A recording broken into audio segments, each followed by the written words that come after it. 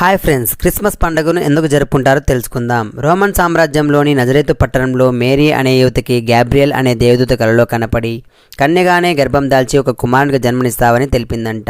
అంతేకాదు, పుట్టే బిడ్డకు యేసు అని పేరు పెట్టాలని, అతను దేవుని కుమారుడు అని దేవదూత చెప్పడం జరిగిందంట. యేసు అంటే రక్షకుడని అర్థం. దేవదూత చెప్పిన విధంగానే మేరీ గర్భం దాల్చింది. ఈ విషయం తెలిసిన జోసెఫ్ ఆమెను వివాహం చేసుకోవడానికి నిరాకరించాడు.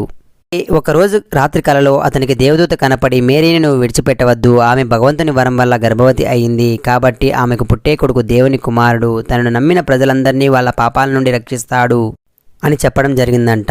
తర్వాత జోసెఫ్, మేరీ తన స్వగ్రామమైనటువంటి బెత్లెహేంకు వెళ్లారు. తీరా అక్కడకు చేరుకునేసరికి వారికి వసతి దొరకలేదు.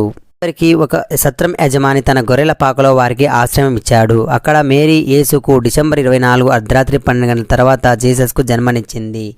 ఈ రోజునే డిసెంబర్ 25న క్రిస్మస్ పండుగగా అందరూ జరుపుకుంటాం.